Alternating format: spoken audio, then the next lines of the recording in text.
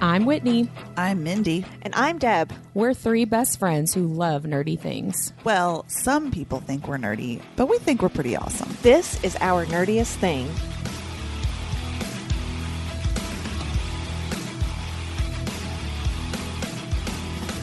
This season, we are discussing A Court of Thorns and Roses and all of Sarah J. Maas's books. We are spoiler friendly, so listen at your own risk.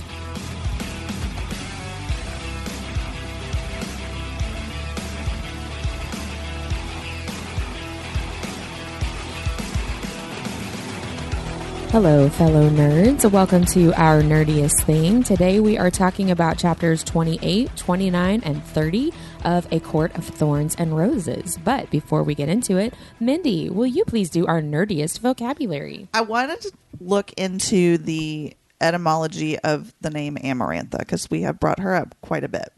And I just thought it'd be interesting to see what it meant and what it was derived from. And I got so much more. It comes from Greek. And the Greek word it comes from is amaranthos, which means unfading. So the name of it essentially means unfading or undying. And it alludes to a mythical flower, actually, called amaranth that is said to never die or fade and is thus immortal.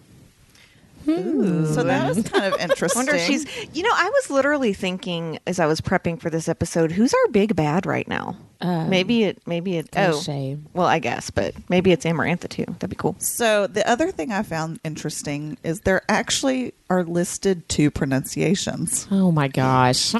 And it's Amarantha. Amarantha That's it. is the correct. Amarantha is the correct pronunciation. Okay, I'm just going to go on. I mean, that's just my take. I don't know if it is or not, but that's what we're saying. So the other pronunciation, and I'm going to go ahead on record and say this is wrong if you say it like this. Amarantha. No. Immediately Absolutely no. not. I continuously go back to how I hear it in the audiobook, and it is not Amarantha, America on the audiobook. Sounds like you're going to say a marathon, and then it sounds like you just forgot what you were going to talk about. Well, and I'm sure my family thought I was weird because I had to say it with the accents the way it was written to make sure I was saying it correctly. So, yes, no, that is absolutely the wrong way. Do you practice in front of your husband or in front of the mirror? Mirror. Good. But I mean, everybody can hear. Oh, I was teasing you. I didn't know that you actually looked in the mirror. I think that's kind of great. I have to see what my mouth does. Why? That's what she said. Because that's what you do when you're figuring out. It's a theater thing. Listen, that's what word nerds do, okay? It's a theater thing. It's a theater thing. If I can see myself say it, I can tell if I'm saying it correctly. I express myself with color and not words. Not so good with the words. So a couple of other things before we move on. On behindthename.com, it lists words that people think the name is. So people write in, I guess, and say this name is, or it makes me think of, or whatever. So I just want to read off the list of words. This is exciting. Formal, upper class, wholesome, no, refined, strange, complex, serious, and I'm not joking, nerdy. Y'all are such amaranthas. Just call me Amarantha. So I thought that was very interesting. It was almost like it was calling to me. And the final thing that I decided to do, I was like, you know what? What the hell? I'm just going to go look up on Urban Dictionary. Oh, no. So let me share these with you. I thought they were very funny. The first definition. Amarantha is a bitch that tortured Feyre and all the High Lords, especially Rhysand. She is probably Tamlin the Tool's mate. Aww. She worked for King of Hybern. And here's how it's used in a sentence, or in a conversation, actually. Person 1, wow, that girl is such a bitch. Person 2, I think the word Amarantha is more suitable. Gosh. And then the second entry is much different. A girl who is skinny and ugly but has a beautiful personality. Oh. She's vegan and loves to give head. That took a turn, right? I'm not done. Amarantha probably does like to give head. There's nothing wrong with that for the record. No one likes her, and I'm saying this how it was written. No one likes her. She's so full of herself. Skinny, ugly. likes to give head and is full of herself. And vegan. But has a good personality. Yes. Well, that is just really something. Right? If you're skinny, ugly, and vegan, I guess your personality would have to get you somewhere. So that something's got to get you somewhere. That in the head. She must give good head. So that's what I found out about Amarantha. So I think I'm liking this Urban Dictionary take. I might have to do a couple other characters. I'm never going to be like, that is so Amarantha when I'm talking about nerdy. If I said someone was an Amarantha, I would mean totally bitch. bitch. Yeah. I mean, sure. It doesn't even, it or a sounds vegan bitchy. who gives good head. Or a vegan that gives good head. That's just... Do you think that Amarantha is so... eats meat? I mean... Yes. But she probably, this is gross. She probably, peels the skin off of people she's torturing. I said it was gross. I thought you were going to say something gross sexually. I was ready for that. That's for you. Hey, I think what I say is much more appealing than she probably peels their skin off and eats it. That's true. I don't disagree with that. Well, Mindy, that was a lot. Yeah. I'm gonna have to process that throughout our time here. So let's go to our nerdiest recap, and I feel very confident it's going to be me because I am not prepared. I haven't had to go in 5 times. Well, now you get to go. Oh, did it really draw me? Yes. Oh, yeah, it did say we have a winner. Oh, That's fuck. funny. Well, she was just excited about it, and then she said, "Oh fuck." No, I didn't say I wanted to do it. I said I was she thought it was going to be me too. All right, I've got the timer ready. Okay, I'm ready. Set. Go. Okay, so the story continues with Feyre saying goodbye to Tamlin. Lucian's really, really pissed off that Tamlin won't give her the time to fall in love with him, so she goes home. Actually, she goes to the forest. She falls asleep. She goes home. Elaine and Nesta do not recognize her, and they decide to throw a ball in her honor. Meanwhile, while they're preparing, Nesta tells her that she came to the wall looking for her and tells her that she could never be glamoured by Tamlin, and scene. Okay. Good job. You had 4 seconds to spare. I know. Those are even pretty know. succinct chapters. Yeah, I was going to say, I don't even know if you left anything out, honestly. Well, you know what? We're going to make sure that you guys listen to the next hour of those key points. Yeah. So the first thing that happens is, Feyre leaves. Tamlin sends her away, and they've just slept together as a goodbye, basically, like a panicked goodbye thing. I actually don't have that much to say about when she's leaving. All of my stuff is really when she gets back home. Did you guys have anything you wanted to talk about? Stuff. First off, did anyone else picture Mary Poppins when they were describing what she was wearing? No. I had to go back and read it again. I'm like, what is this shit that they're putting on her? I don't know. I pictured a pillbox hat and That's this so funny. weird. I don't know. I thought of Bridgerton. I did too, actually. Oh, see, I didn't even go there. That style, because of because she mentioned the parasol, which is probably what made you think of Jolly Holiday. No, because of the gloves and the chiffon and the hat, and then she mentioned the parasol. Mary Poppins. Yeah, no, exactly. You're right. You're right. I did really like Lucian's reaction to her human clothing. Yeah, I know. He was laughing at her. Well, and he was like, that is enough to let me know that I never want to go to the human realm. And I'm like, okay, well, let's cut to a Court of Silver Flames, and all you do is go to the human realm. Yeah. You have to go hang out with Jurian and Vasa. Yeah, because you don't have anywhere else to go. Well, I mean, I was just about to say, wouldn't you be searching for some friends? Oh, 100%. Yes. It just made me laugh that he's like, oh, those clothes are hideous. I would never go there. That's going to be your hangout spot. I mean, he definitely changes his tune, though. He goes from wanting to kill her to I thought you were smarter than this, and don't go back to that human cesspit. And he's spitting on the ground to Tamlin like a big old redneck. I'm like, what is going on with Lucian? I spit on your grave. It's so weird. So I thought that was a little odd that he changed his tune quite a bit. Yeah, the day she shows up, he's yelling at Tamlin, you've ruined all of our chances. Why did you bring her here? And now he's yelling for the same reason, but the opposite. Exactly. Right? And then still why are you sending her away? And You're still ruining calling her chances. stupid, which pissed me off. Why don't you think Tamlin gave her a couple of more days? Me, personally? Yeah, Whitney, the walking ACOTAR encyclopedia. I think that he... I think Rhys did too good of a job scaring him because, you know, Rhys's whole point was I wanted him to feel as helpless and out of control as Amarantha made me feel so that he would get scared enough to realize that he was not going to be able to protect you.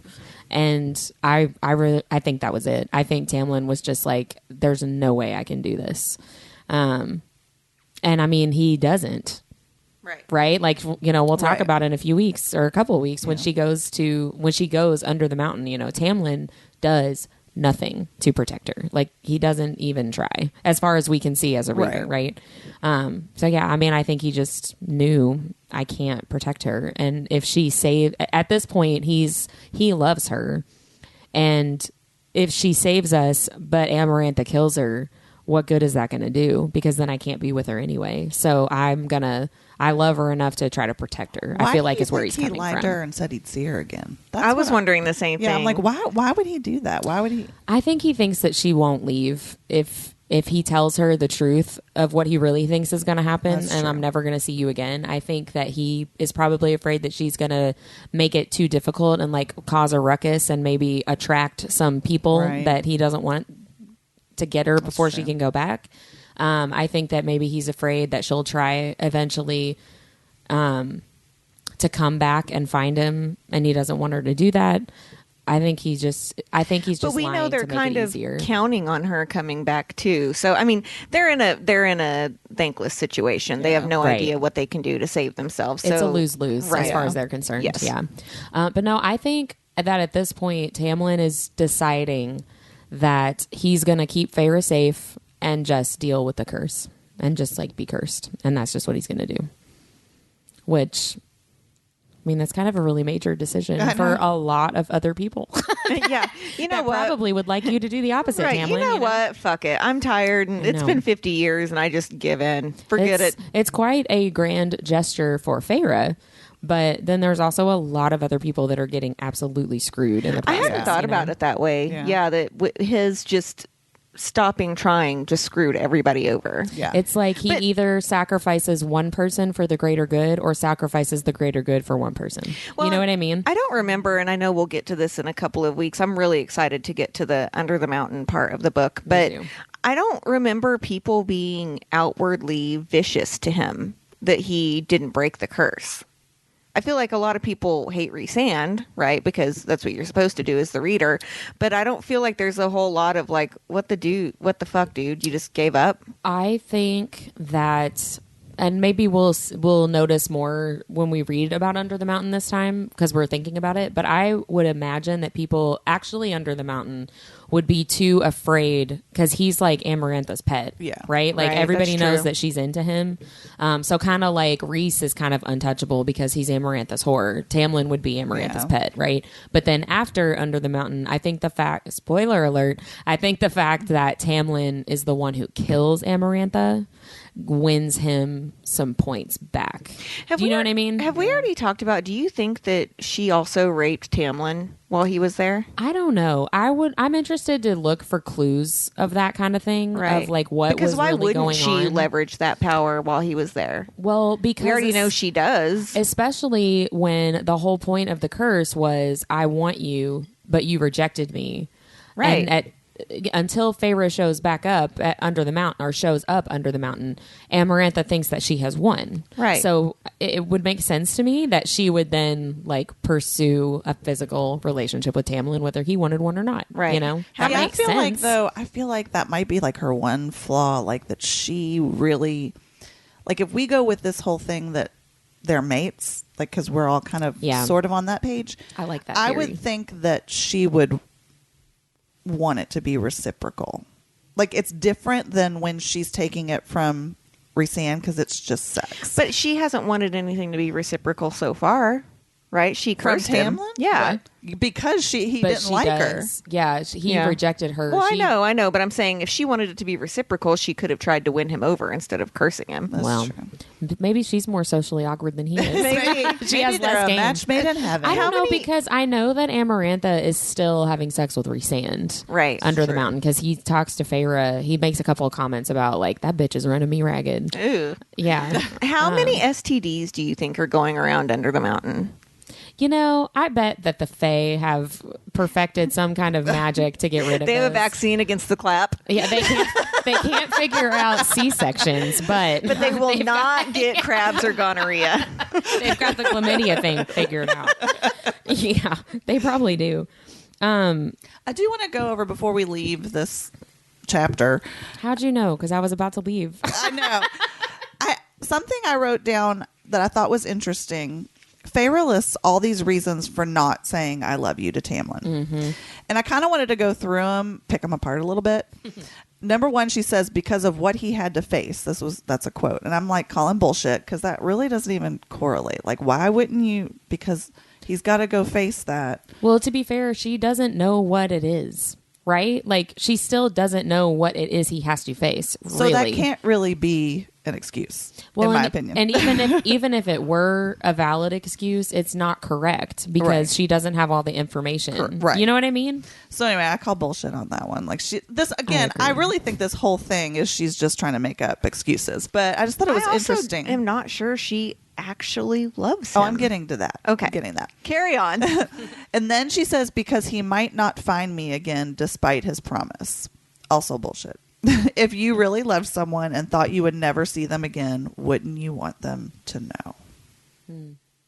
Yes. Right? So, BS.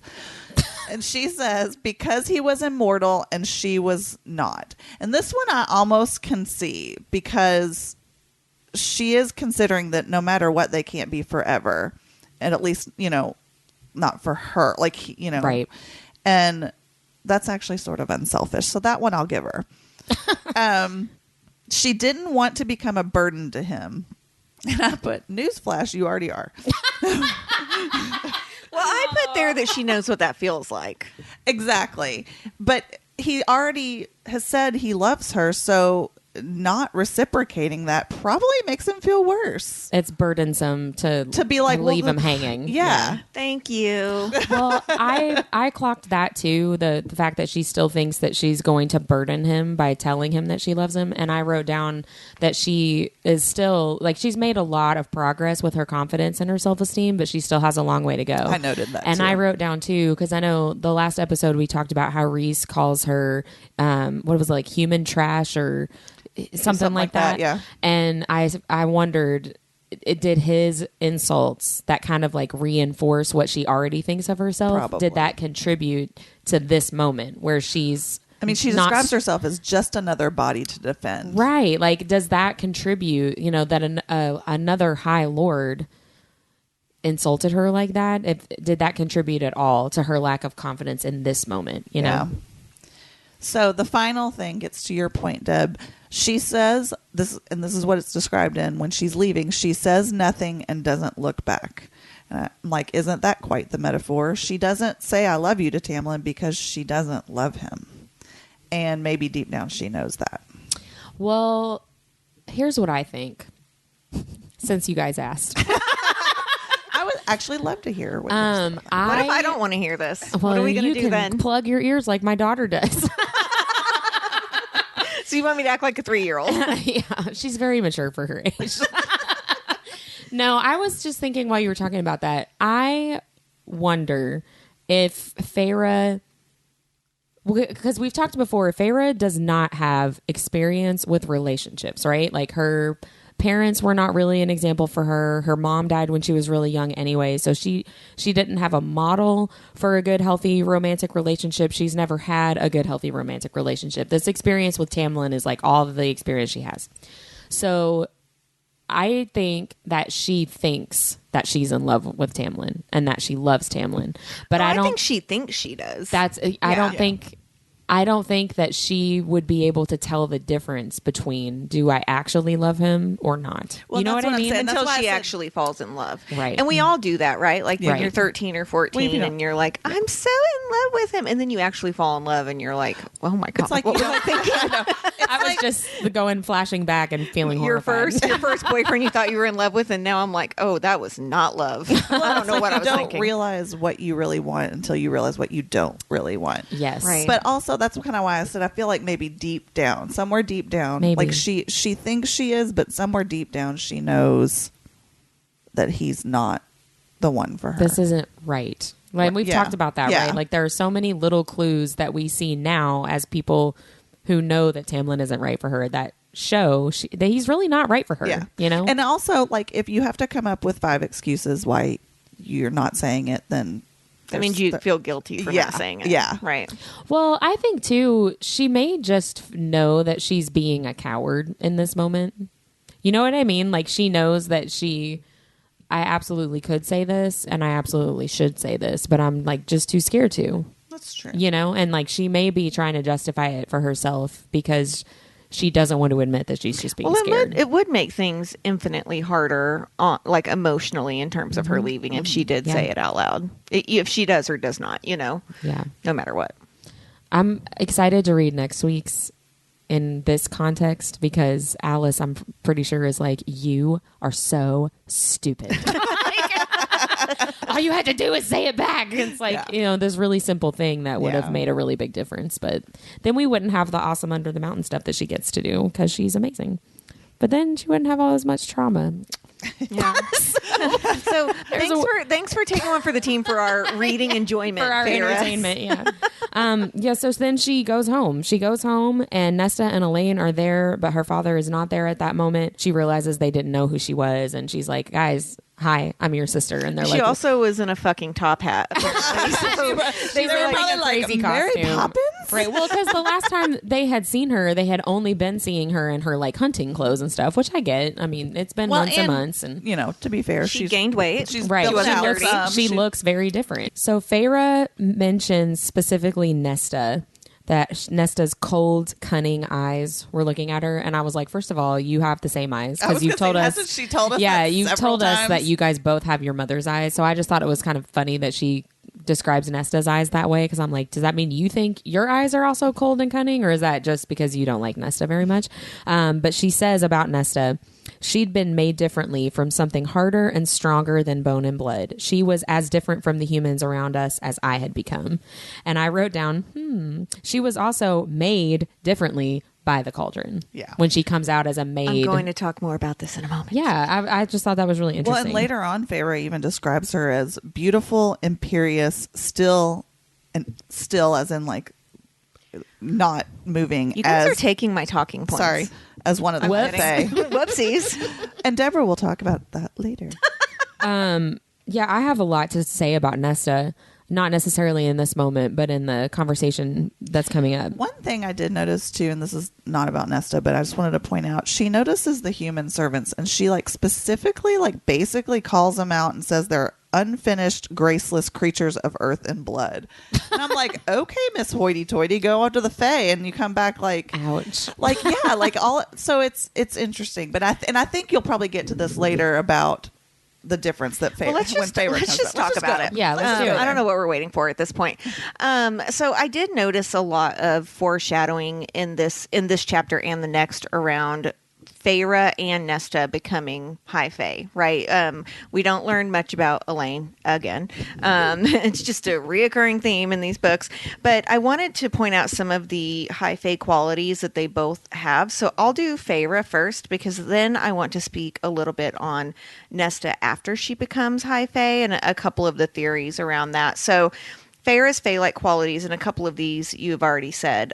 First, she notices how boring the humans are. She says they have rounded ears and ruddy faces. They are unfinished, graceless creatures, which you just said, Mindy.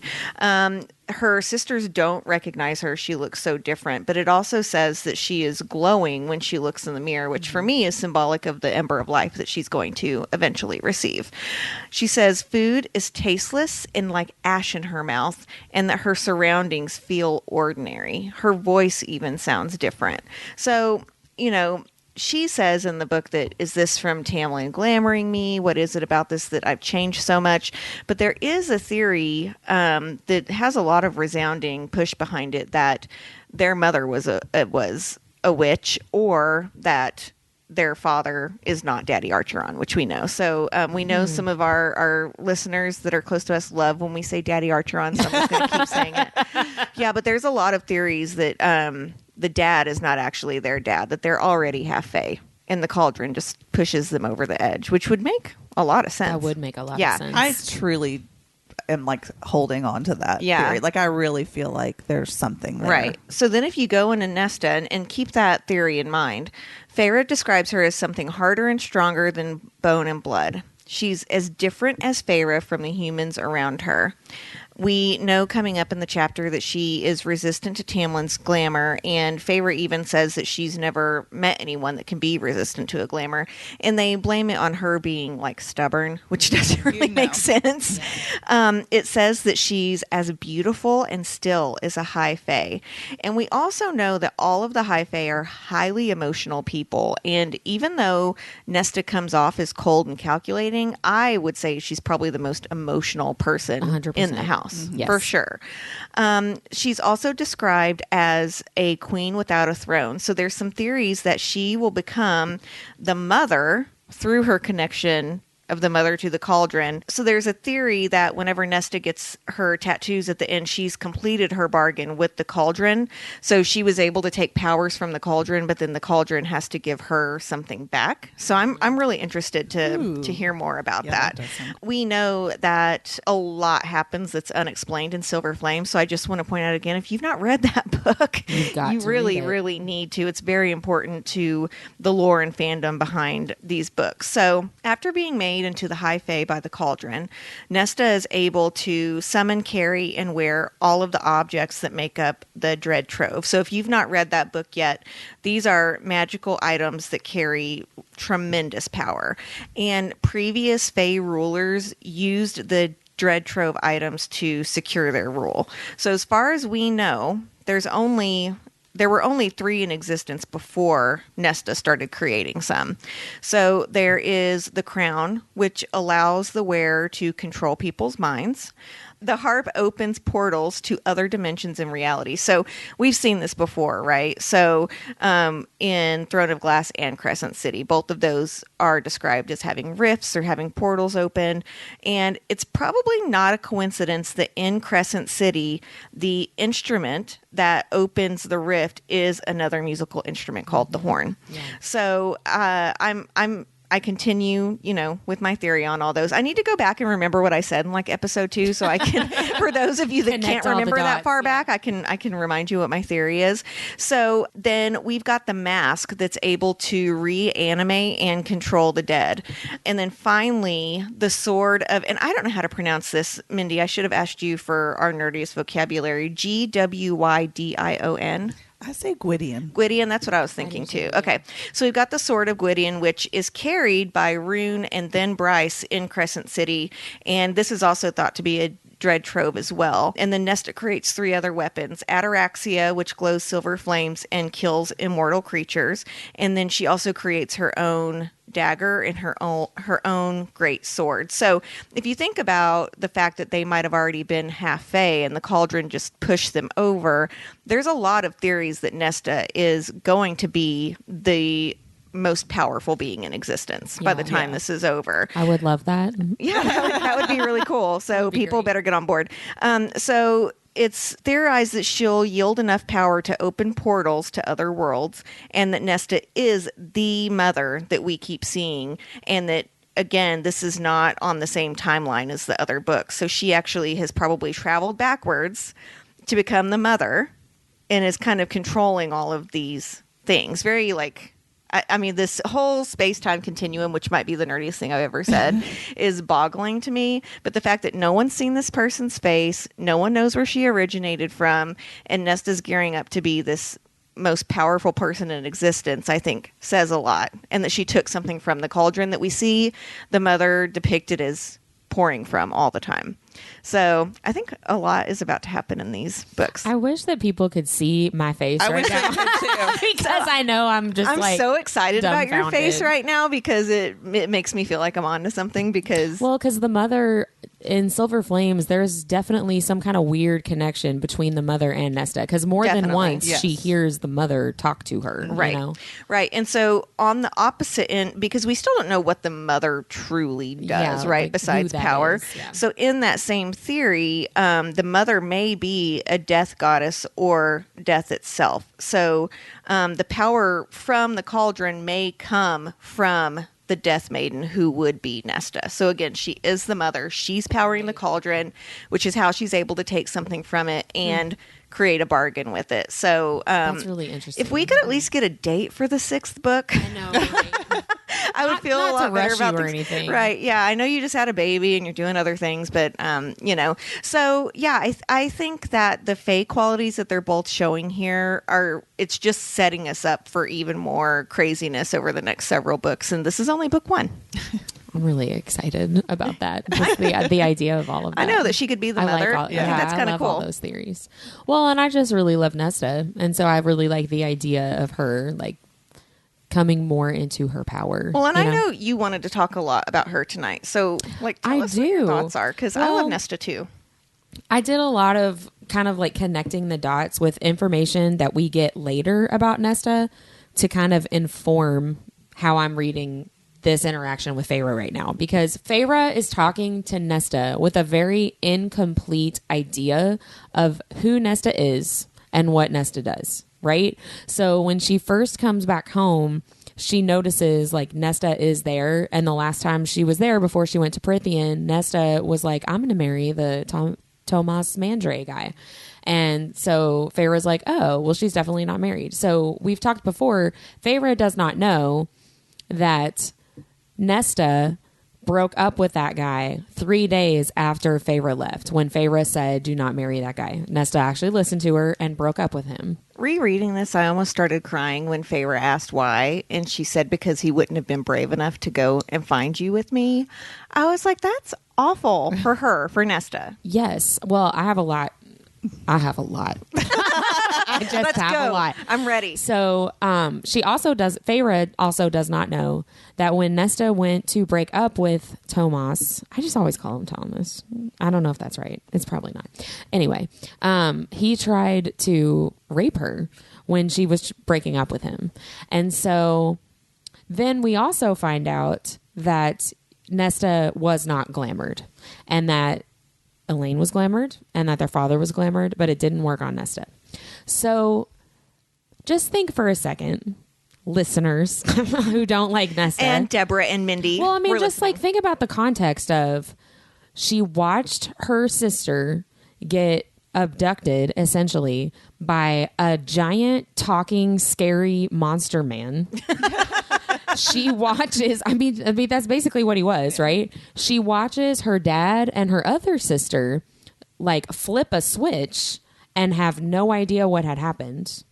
And Nesta is the only one who knows what is actually going on.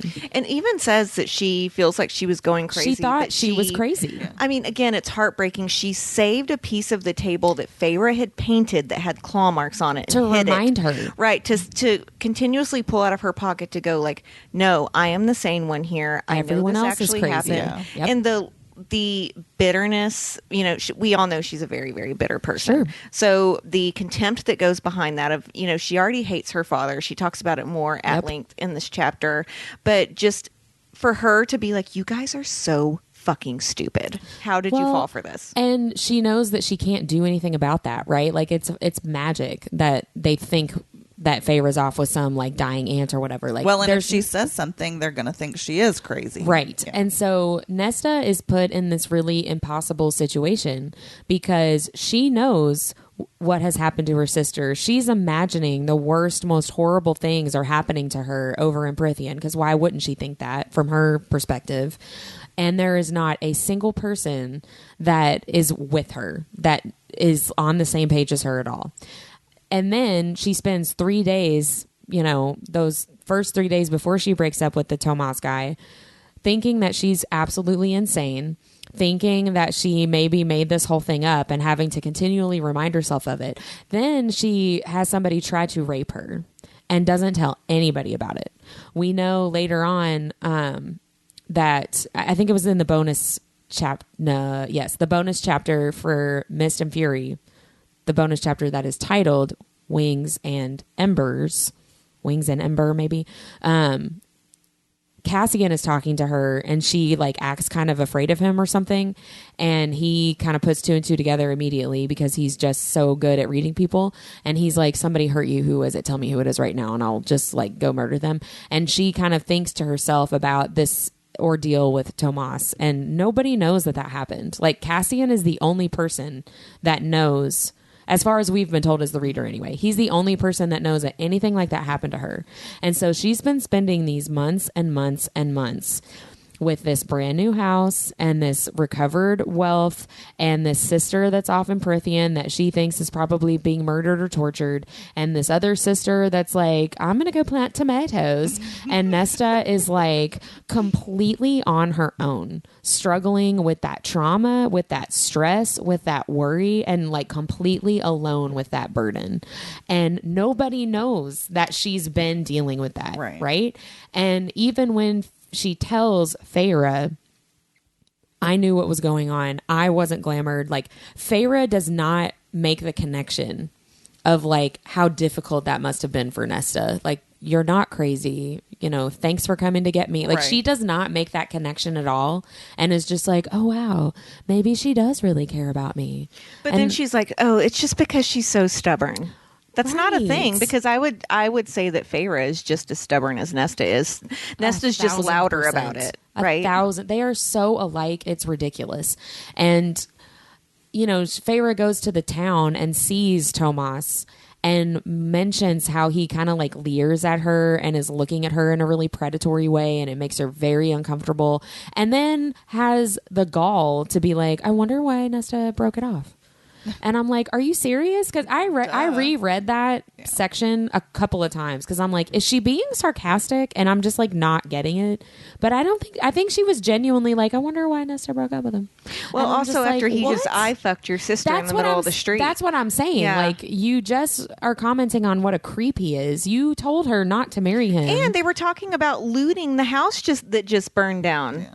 Right. And so does Feyre just not think that Nesta deserves better than that? Is that what it is? Maybe she just can't believe that Nesta listened to her. I think that Feyre does not think that highly of Nesta to think that Nesta would like make that positive choice for herself. You know what I mean? Like, I think she thinks that Nesta is so miserable and hates their father so much that she would be willing to put up with anything to get out of that. But she also thinks that Nesta is completely self-serving. Mm-hmm. So, you know, if he's not going to give her exactly what she needs and now her father has money and stuff again, why wouldn't she break it off?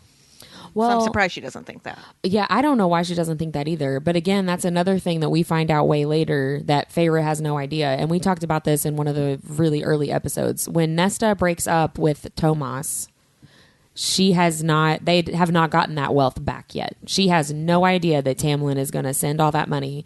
So she's willing to be destitute and stay in that house and not be with somebody that would financially provide for her, you know? And then obviously when she decides to break up with him, he absolutely confirms that she made the right decision by attacking her and assaulting her, you know? But hey guys, if you want a woman to stay with you, maybe when she breaks up with you, send her roses and tell her you're sorry. Don't rape her. Well, I don't feel like that has to be said out loud, but it does. Picture him like the douchebag in Where the Crawdads Sing movie. That's how I picture him too. That is so funny. Yeah. Wow. Yeah, I actually did the same thing. That's funny. They did a really good job of making that pretty guy so disgusting because he's a beautiful man, and he is such a good actor. Like gross. Yeah. Something else. I really felt for Nesta, like putting all of this information together and thinking about like how isolating that must have been, and how lonely that must have been, and how difficult it would be to keep your tether with reality, thinking that you are crazy all the time, you know? It just really made me feel for her. And it gives a lot of context, understandable context, I feel like, for why she is so pissed off all the time, you know? And she talks about, you know, at the end of this, how much she still hates her father, and even makes the comment, I think the final sentence is something like, wouldn't you have done anything for your High Lord? Which kind of wakes Feyre up going, wait, yes, I would. But having said that, she's like, why wouldn't he have used the ships that he had to go find a cure? Why didn't he jump the wall and ask the Fae for help? Why didn't he do all these things? And so I think she is saying she had no resources and still tried to do all these things for Feyre and wasn't necessarily done trying to get Feyre back either. It doesn't sound like to me. So why couldn't her dad get off his ass and go help her mom some, which I mean, I don't disagree with. Me either, because can we just say something a little bit about how Feyre comes home and the first thing Dad does is counts all her shit? Yes. Like, what is He's up there with fucking that? weighing her jewels and stuff, and I'm then invests some of it. I'm like, did you ask her? Because Yeah. that's hers, not yours. I mean, I had to keep reminding myself that he thinks that she's been off with like a rich aunt, like living it up, right? That's and like true. having a great time. But wouldn't you But- miss your daughter? Right, who, exactly. like- Well, but he did. Well, one good prop is that he wept. Like, he was so happy to see her. Although maybe he was so happy to see all of the stuff that she money. brought. Yeah, all the But, money she brought back. you know, we know that Lucian's dad knows he's not his real dad. So if that theory rings true about them all being half Fae, maybe he knows he's not their father. And that's why he doesn't give a fuck. But he dotes on Elaine Well, see, my theory... Elaine's easy to dote on. because she's a dimwit. My theory is that perhaps Elaine is the only one that is his child. Perhaps, and maybe that's why she didn't get stronger with the cauldron. Right. She got well, and I don't even know if I would say she got weaker with the cauldron. No, I don't think that she did. But I don't know what. I don't think we know what. so happened to her. far, we have not seen evidence that shows us that she got anything close to what Nesta and Feyre have. You know what I mean? And I'm sure that'll change. But as of right now, we don't have that. There's some So, new theories going around that she's a villain, I know. that she's working with the humans because they're promising her to give her her mortality back. Which That's interesting. But That is interesting. because if you're a seer and you're being so fucking weird like she is for a little bit, you know, can you imagine how terrifying that would be to be able to see stuff that you don't even understand? Because a lot of the things that she says is complete gibberish. She's just Yeah. reciting what she sees behind, I don't know, I picture closed eyes. But can you imagine the trauma of dealing with that? And then if someone Yeah. did say, hey, if you help us, we'll take this away. Right. You won't have to worry about it anymore. Right. Yeah, I you can won't have to totally see how that. people die. You won't have to cut someone's head off. You won't, you know what I mean? Right. Like she's been traumatized too. She's just handling it really differently. Well, I actually want to talk a little bit about Elaine too, but before we do that, I wanted to say a couple of things about what you all were just talking about with Daddy Archeron. Do we know his name? No. we never. Find That's out. why I call him That's Daddy weird. Archeron. I just thought you were being nasty. Well, maybe I am. But no, when you were talking, when Nesta was talking about, you know, he could have helped our mother, like he could have, like you were saying, he could have done all these things, and I was like, oh my gosh, that's Tamlin. You know what I mean? Like, you have all these resources, you have this ability, and you just don't. So That is Feyre's got Tamlin. some daddy issues. I was Feyre's thinking the got same some thing. daddy issues. I mean, for real, Yeah. she's got some daddy issues. But I do think that there's a lot of validity to the theory that perhaps he is not their real father, because we never know his name. We never know the mother's name. We assume that she is their actual mother because Feyre talks about looking like her, you know, having her eyes and stuff like that. But it's very strange to me that the parents are still so mysterious. Like, there's so many unanswered Right. questions. Yeah, and that's weird. that has to be purposeful. And I mean, I guess it could be purposeful just in the way of like they're really like side characters that aren't that But important to think the of how many story. side characters there are in the story, and you know, And we every know their person's name. Yeah, and what they Yeah. look like and I what mean, type of fae they are Right. and all There that. are so Yeah. many characters in this book that I cannot keep them straight. Oh no, me too. Right. We- I'm like, I don't know who that person is. What court are they in? Where did they come from? What book were they I in? feel like whoever her assistants and stuff, and she has like a serial killer bulletin board of just like every single person that's ever been mentioned. with all and, the, like, with all the yes, like with all the strange, yeah. connect- I mean, you have to. She has to have just a bulletin board for, you know, one for Akatar and Yeah. one for Crescent City and one for Throne of. Well, maybe she doesn't. when keep did that she one up push her? anymore, but, like, When did she push her boards together? Well, I and know, here, right? Here is the thing, though. We know that there are a lot of similars to Throne of Glass, so I don't think she's gotten rid of that bulletin Mm-hmm. No, board yet. yeah. I mean, there are the rune mountains. There's I know, portals. it's- There's swords. There's word keys. I mean, they're very connected, right. clearly. So I really very hope we get connected. to see Aelin again. God, I love her. I think we will. I think the fact that she said that she would like to write more, I think we absolutely Can will. I just say, Whitney, I don't know if I told you this. I told Mindy or maybe the other, but my daughter just finished, what's the book before Kingdom of Ash? Not Tower of Dawn, the other one, Empire Empire of Storms. Storms, and comes out of her room at 10:30 at night. I think she's asleep, sobbing, just sobbing. And she's like, they got married. And I'm like, are you done with the book yet? And she's like, no. And I thought she meant she had like chapters left. It turns out she only had 3 pages. And then she's like, and then Maeve took her. And she's like bawling. And I'm like, I know. And she goes, and you keep telling me it's going to get worse. And I just went, yeah. It is. Just Sorry, keep the Jen. tears flowing. She's okay. So my daughter is only 15. So, and this is no judgment to other parents or anything, but she's a very innocent 15-year-old. So I've not let her read ACOTAR or the Crescent City series or From Blood and Ash or anything like that. And so I told her she could read Throne of Glass, and she has even remarked about how violent it is It really and how is, yeah. gratuitous the sex is. And I was like, oh, honey, you're not ready for these other books yet. She's like, Rowan and Oh, Aelin man. do it a lot. And I'm thinking, they did not do They it enough. Not at that much. Yeah. If only. If only. Yeah, the other thing I wanted to say about Nesta is just Feyre's description of her when she realizes that, you know, well, or not when she realizes, but when Nesta tells her, I went to the wall.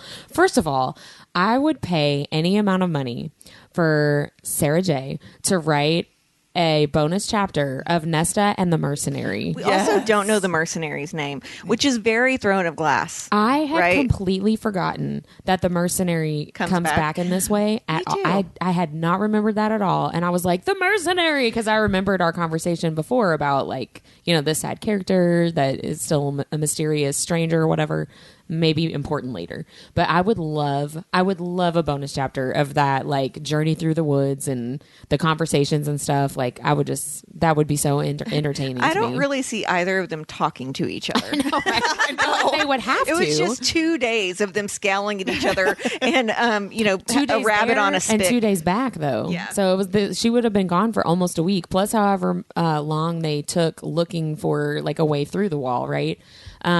But yeah, so she tells Feyre that she did that and keeps saying it wasn't right. It wasn't right. He took you. It wasn't right. Yeah. Which I was just like, poor Nut. Like how that reminded me of the she took my wings. She took my wings. The like it wasn't right. And I imagine Nesta just like muttering to herself when She's she's the only reminded. one living with guilt that Feyre's gone. Like keeping herself sane and like I'm not crazy. Everybody else is crazy. It's not right. It wasn't and right. if Elaine you know? if Elaine and her dad think that Feyre has gone off with her aunt, then Feyre's not starving anymore, and she's getting cared for. So we need Right. to be happy that Isn't she's that great? right. Yeah. And so Nesta's like, no, actually, he might be torturing her every day. Right, For and I all was we know. little did Nesta know that she is being taken care of, but there's no reason for her to think that. Right. Why would she ever assume that? And I Can feel I bad just say for her. part of the reason they might have lost their riches because it sounds like their dad is a little uninhibited with his money. They're like, well, this guy showed up the door and asked Dad to, you know, refinance his money essentially, and he was hesitant for like 30 seconds, and then Yeah, he did it. And I'm sure. like, well, no wonder you don't have any food on the table if you don't think these things through. Right. Well, and not only that, they're really kind of entitled. Like this guy comes and's like, yeah, here, do this. And they really kind of all, not except for Nesta, obviously, but like Elaine and her dad just believe that this is all and that they didn't do anything and it just falls in their lap. And I'm like, how entitled do you have to be? That's true. I mean, because even when she's describing being back at this estate, Elaine is literally gardening. That's all she does. Yeah. The dad is upstairs counting money. That's all he does. Elaine's like, we don't have a room for you, but you can sleep in a different room every night. Like, Right. So he didn't, it wasn't like, hey, we're going to give you a job where you can be seated, Daddy Archeron. And if you, you know, do things right, you'll have food on the table. And then in 3 to 5 years, you'll get promoted, just like everyone else. Right. It's like it all Right. just lands in their lap. But I think Tamlin also was like, for her to feel comfortable here, they're going to have to be I know. beyond comfortable. You know, I really wish that it was a clearer timeline for us as the readers of when all these different aspects of Tamlin helping them happened, because we know that it was only a few days before they got some money back, because Nesta talks about that when she's talking about breaking up with not Thomas. Tomas. Not Thomas. Yeah, I'm just going to call him that. But she's so bitter that she sits and waits to see if her dad will get up and do anything. Right. Yeah. Well, but they get their money. They get some money back. Like first it's the guy who's like, can you invest my money and I'll like pay you some. And then it's the ships that have like all of their riches were found. They didn't sink after all.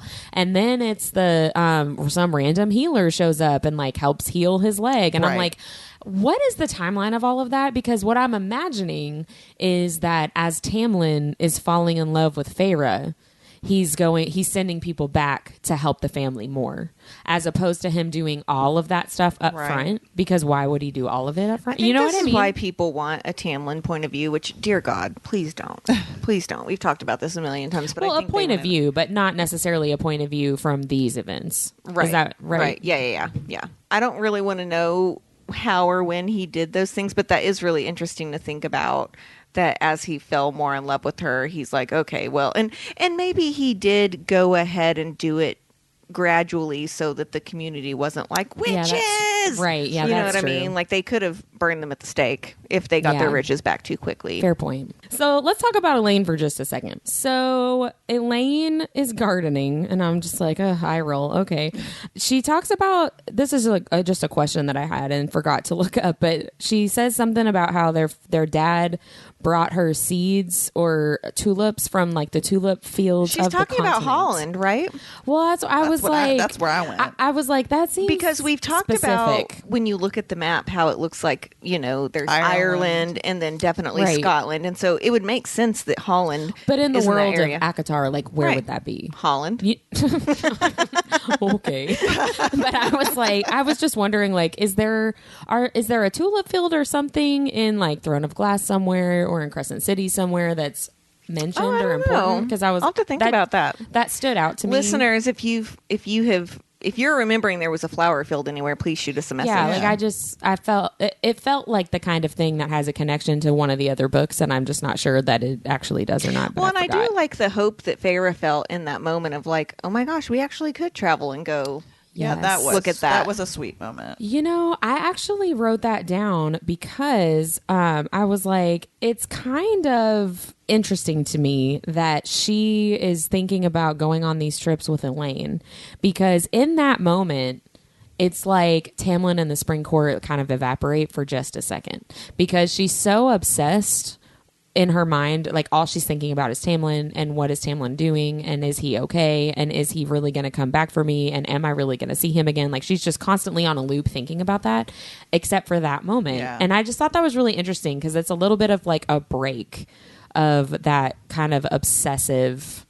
I thought it was a little weird too that she kind of went there. Yeah, like just all of a sudden. But I also thought the same as you. Know? Like, oh, that's so sweet. Like she feels like she can do that now.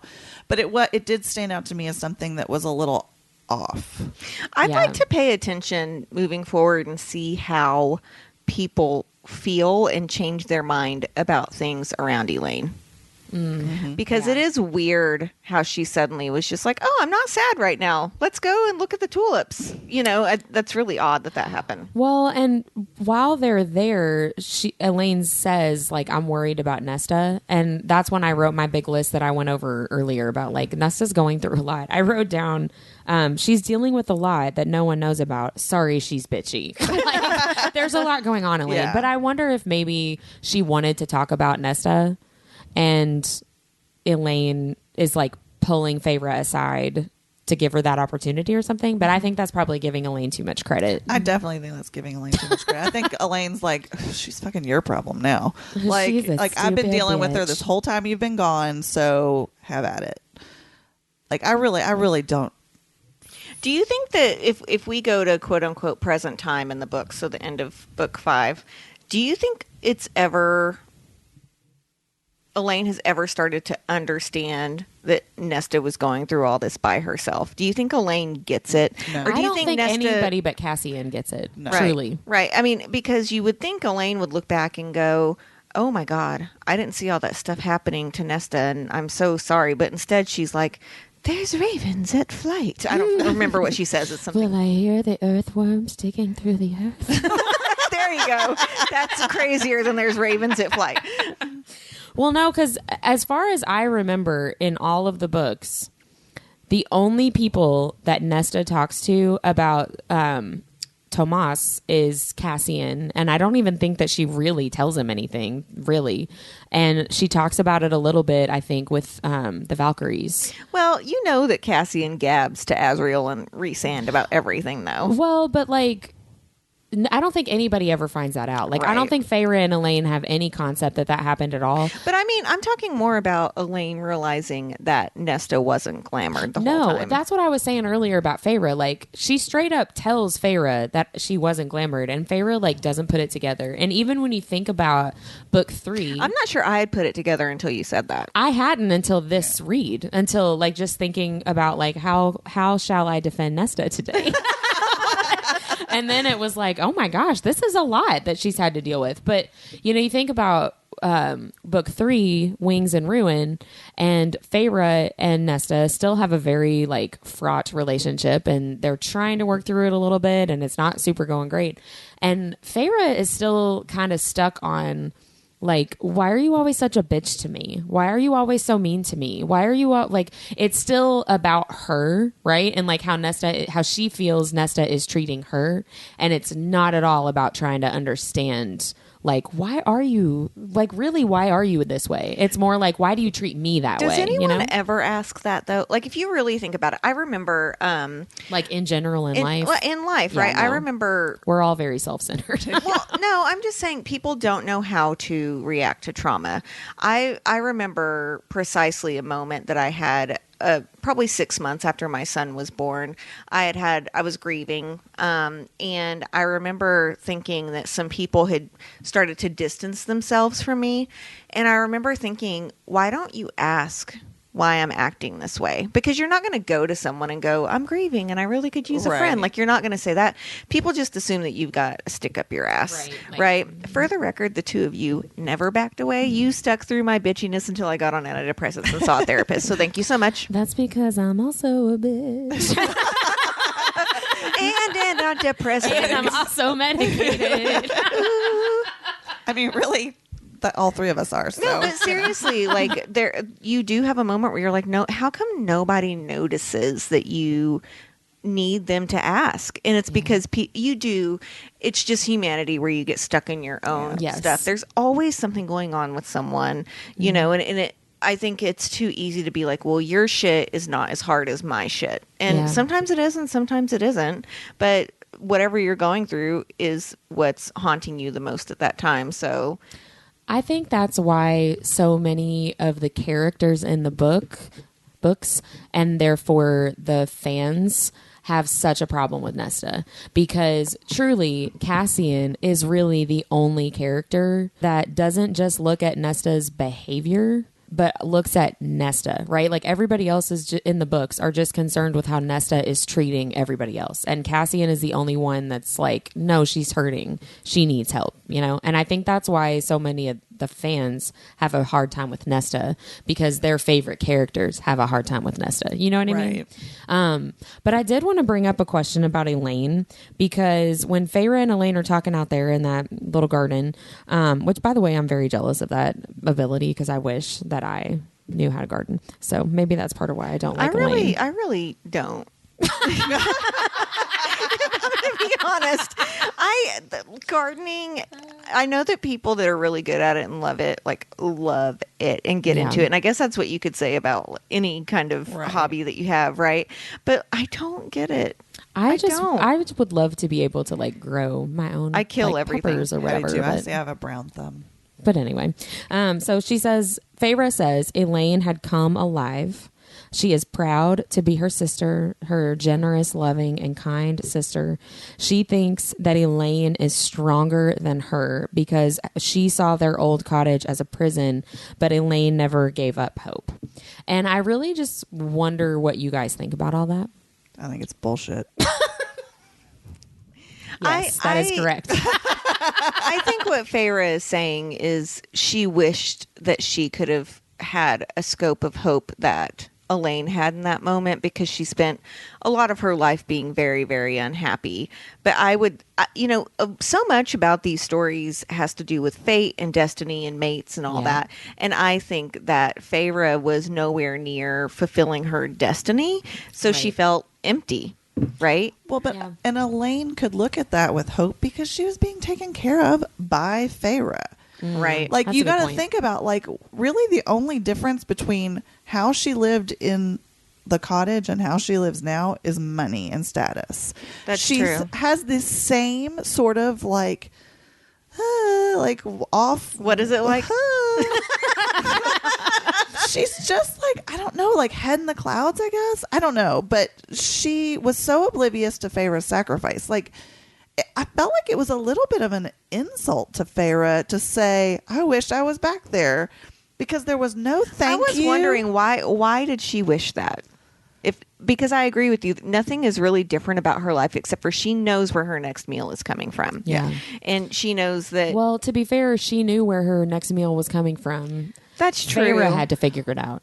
And that's You know what I mean? And that's where I'm going So with why it. would she Like, want to go back, Min? Why do you think?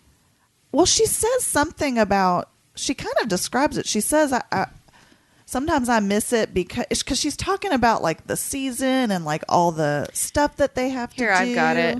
If we were as rich as this house suggested, there would surely be plenty of families willing to overlook the stain of our poverty. No, but it made me wish for those years again, even with the hunger and cold. This house feels so big sometimes, and Father is always busy, and Nesta ...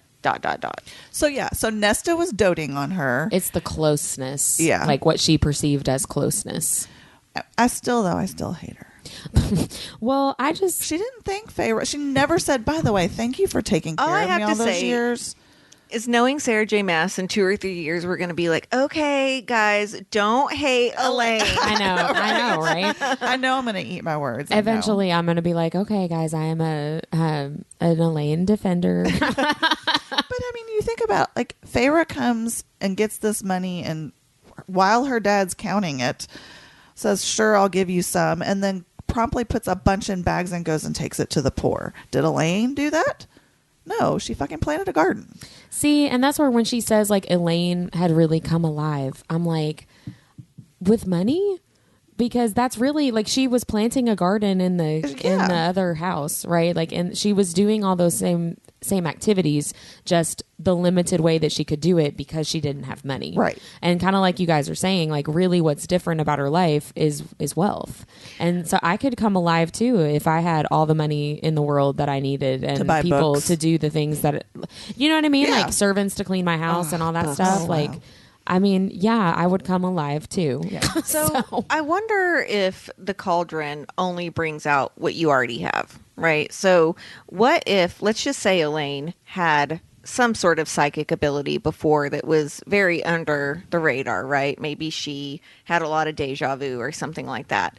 Everyone says when you have those types of abilities, there's more than one path, right? So maybe this was the path that she knew was going to be the most comfortable. So she did come alive during that time. Whereas the path previously, even though she had some hope, she wasn't really this, over the top excited person because it was the path that led to further destitution. I don't know. Just a thought that she could have some underlying ability she doesn't quite Yeah. understand. Well, and even if she doesn't have actual abilities, I could see how being optimistic and being hopeful could be connected to like a seer's ability, because to be hopeful is to kind of like see something that isn't there. You know what I mean? Like to be able to And look hope for the future. Yes, like to be and for- able to yeah. look into the future and have a vision of what you want it to be or whatever. Like I could kind of see how you could like work And that into a seer. Or she just went from being vapid and clueless to having a clue about the future. Maybe. But for anyone that's listening, if you want to hate on Whitney for saying she would come alive with money too, any of you that say that that's not true, that's just what rich people say. I think everybody would agree with that. Yeah. You know, like Yeah. you're taking Elaine's stress, any stress that she may have had about worrying about Feyre safety out in the woods or whatever, like worrying if they were going to be able to buy she her didn't. new shoes or whatever, like that stress is gone. Yeah. You know what I mean? Like, But I think to Mindy's point is she wasn't that stressed out about it. no, I She agree. really wasn't. No, I agree. But yeah, it really bothered me. Like that little section really bothered me because I'm like, first of all, why is Elaine coming alive? Like really, what is it that, and all I see is the money. And so I don't really like that. And you know, I'm so proud to be her sister, but her reasons are like, she's nice. Yeah. But it makes me wonder because if we're going by what Elaine likes, right? She wants someone to dote on her. She wants someone to take care of her, someone to make her meals. She just wants a garden to plant.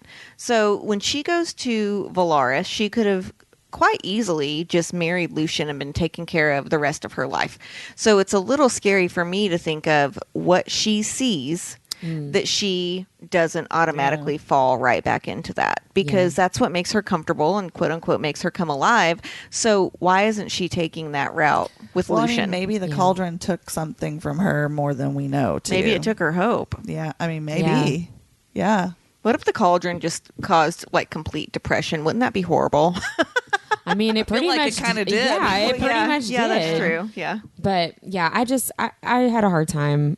You know, Feyre's proud to be Elaine's sister because Elaine is like pleasant and growing a garden, but she did not have that same reaction to the sister that braved the forest and hired a kind of freaky mercenary and tried to find a way into Prithian to save her. Like it just bothered me that you can't say I'm proud of Nesta for like doing that. That's very courageous. I almost feel like her not saying it about Nesta says a lot more though.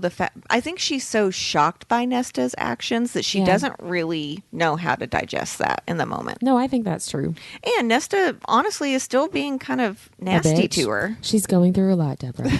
I agree with you 100%. But Elaine is, you know, wanting her around and wanting to spend time with her, and Nesta standing at a tree staring at the field.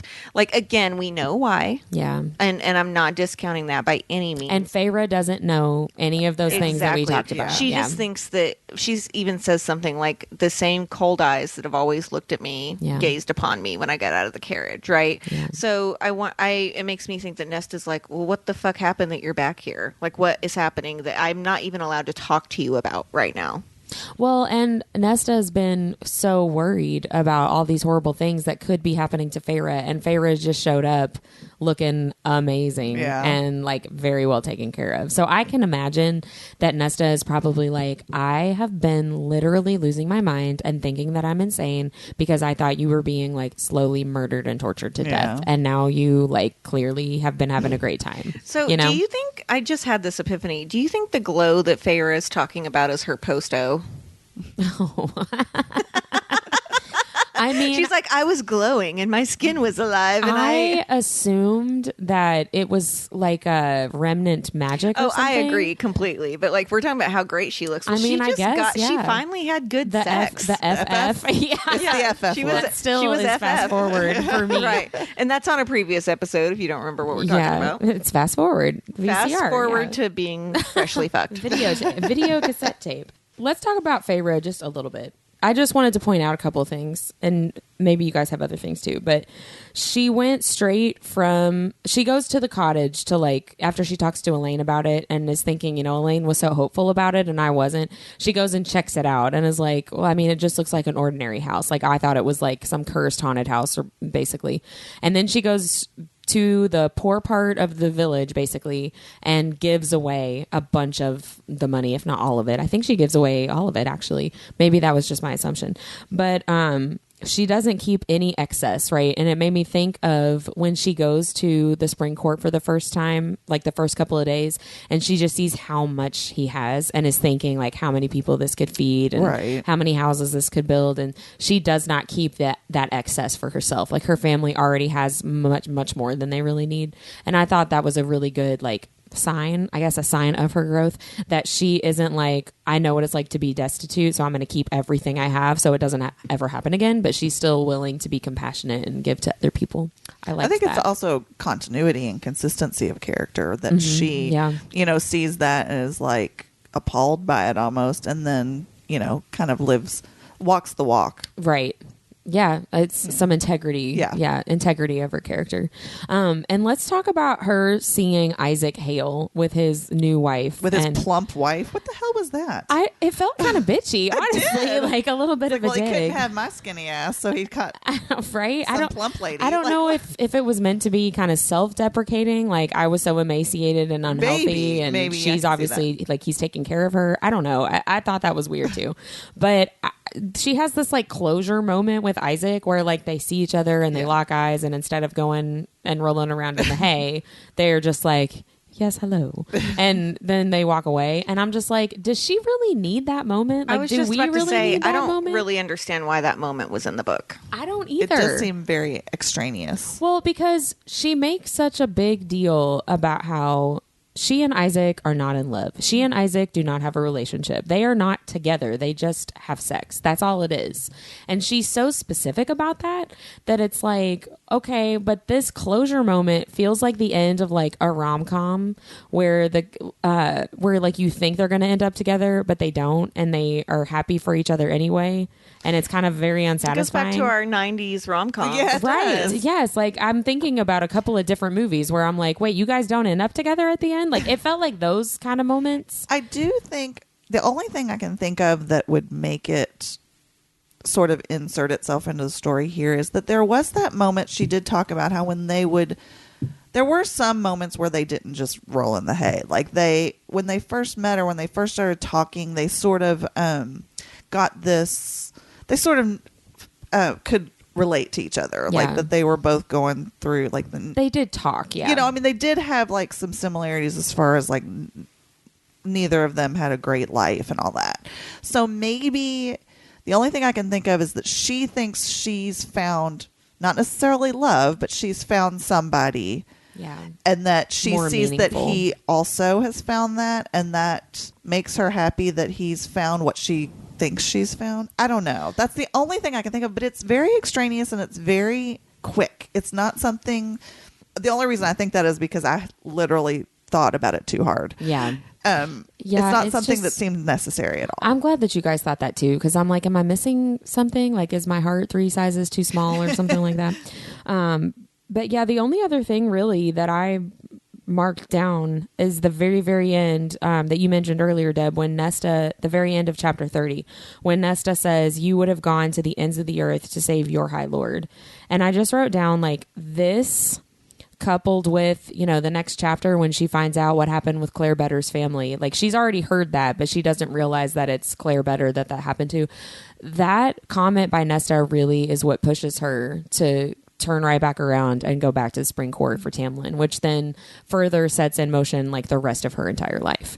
And I don't think I've ever noticed that before, that it's Nesta that pushes her to do that. Yeah. And I just thought that was really special.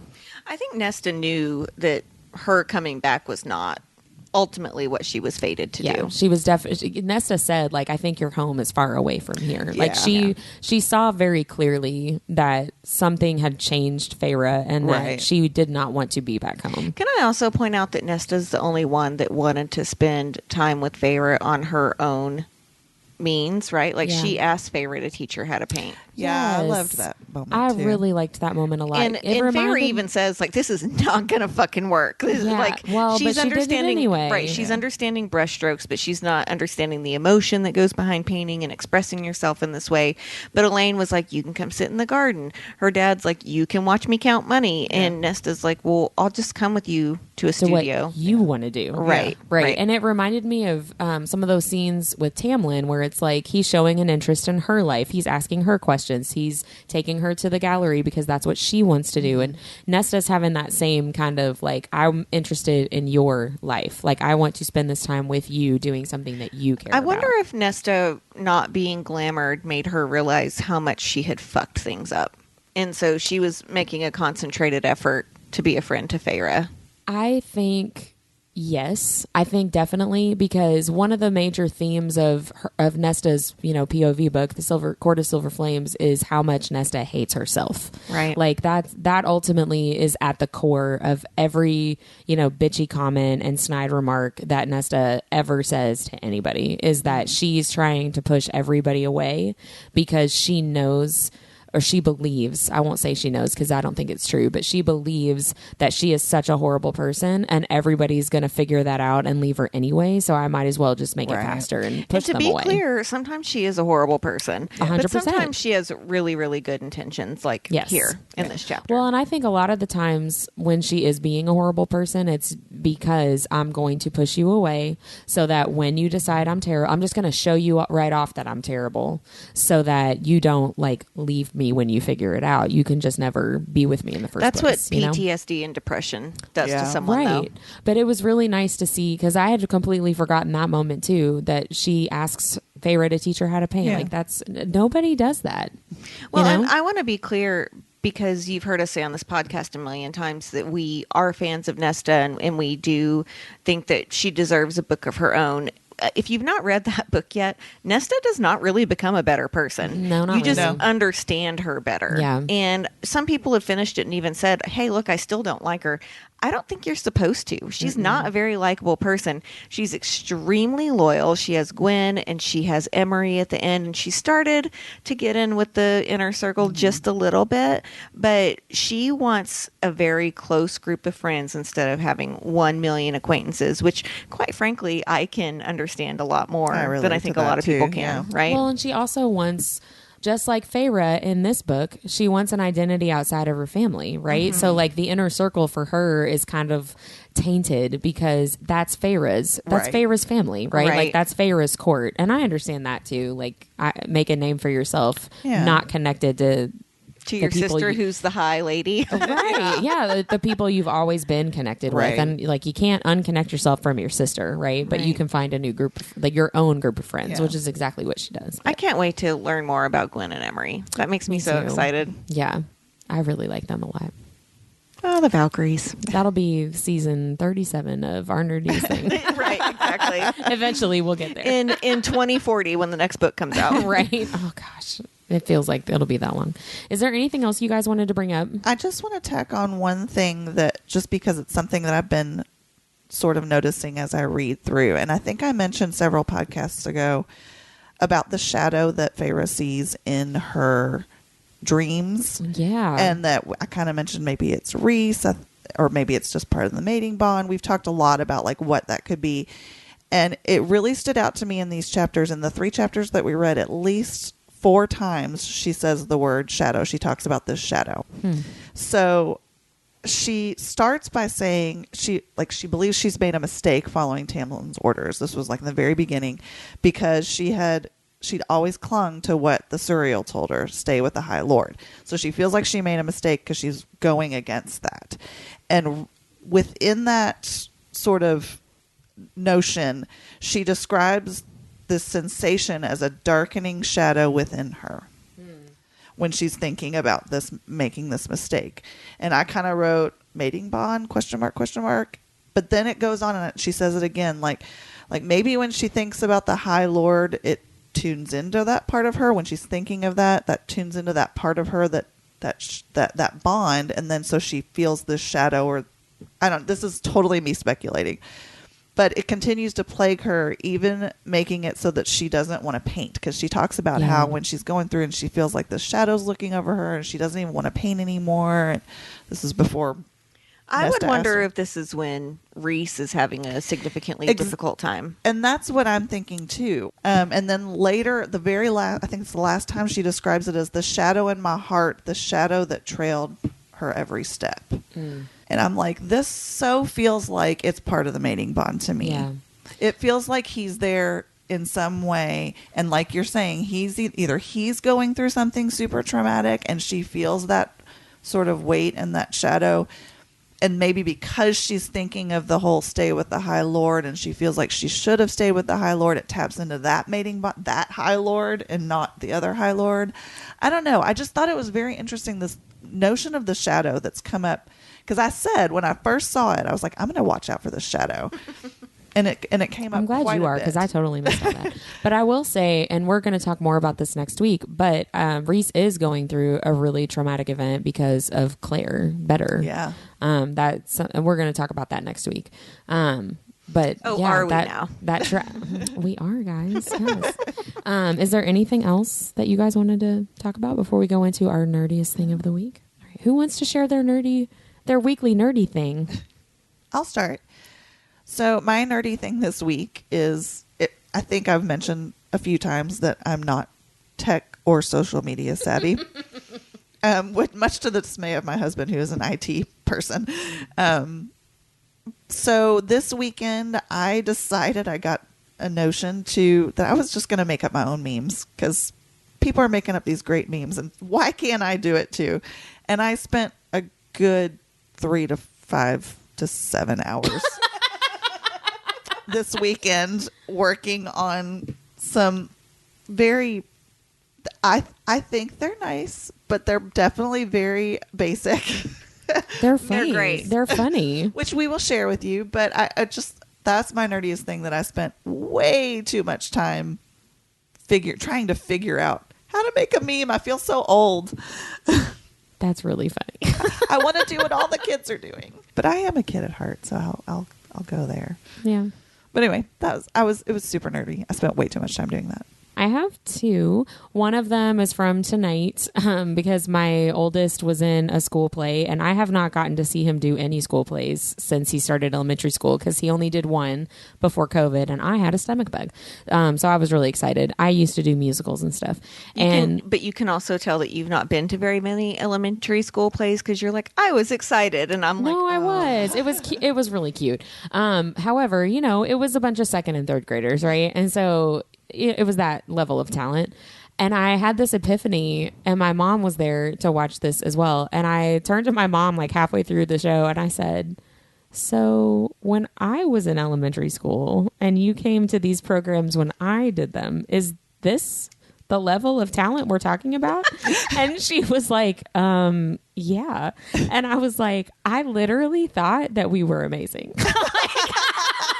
I've spent my whole life thinking like you were amazing so for 2nd and 3rd graders. Well, but like I thought that we were like good. You were like legit 6th graders. We were like professional level, and I was like, this is really blowing my mind right now. And I feel like it is affecting me more than it should. So there is that. I felt really stupid. Like, yes, you were like the level of an 8-year-old because you were 8. You know what I mean? Right. But no, I'm glad you were confident in what you were doing, though. That's amazing. I had confidence that I hadn't earned. I think that's more important. I wish I still had that level of confidence, but alas, I do not. And then my other nerdiest thing, Kelsey Woods. She's a composer. She's on Spotify and she's on TikTok. I think it's Kelsey Woods Composer. I've talked about her before, but she has been writing songs to kind of go along with some of Sarah J. Maas's writing. She's written a few to go with different chapters and scenes in the ACOTAR books, and she is writing and shared a little bit of Nesta's Waltz from Court of Silver Flames, which is really awesome. And she's writing a couple of different songs that she has shared pieces of for Elaine from Throne of Glass, and they are just so good. And they're just really good, especially Nesta's Waltz.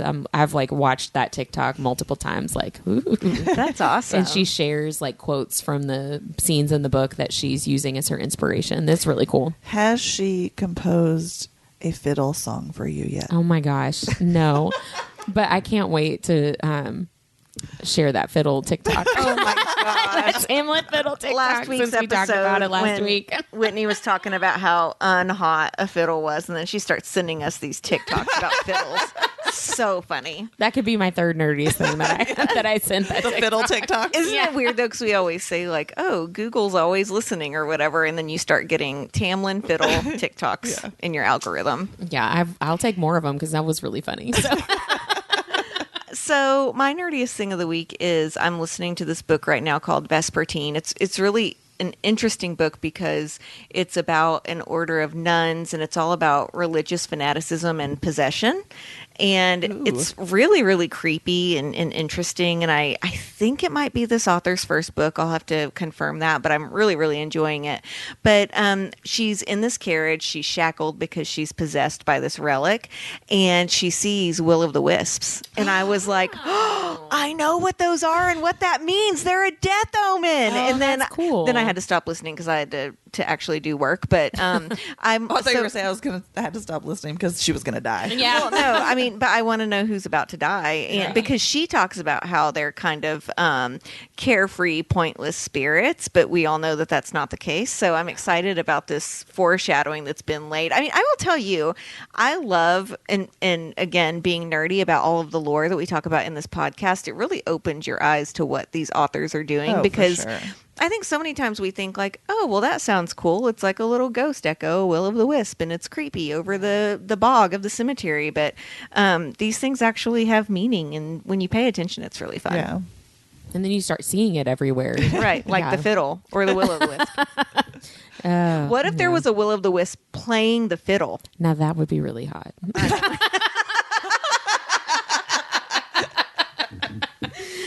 No, I don't think I would like it still.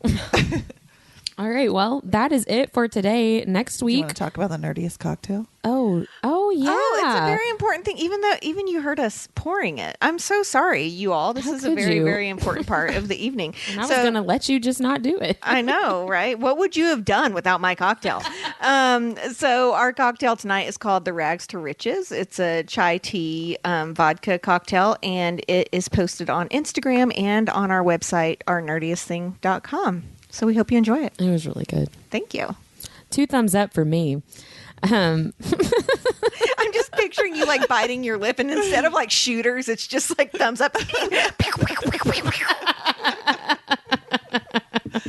Oh, we should make that my new profile picture. So that is it for today. Next time, we are going to be talking about chapters 31 and 32. Feyre finds out the truth about the curse. Bye, everyone. Bye. For exclusive content and to keep up with all things nerdy, follow us on Instagram at Our Nerdiest Thing. We post book reviews, what to read next, and our cocktail recipes. Have something nerdy that you'd like to share? Email us at ournerdiestthing@gmail.com. This podcast is edited and produced by The Story Guides. Thanks for listening.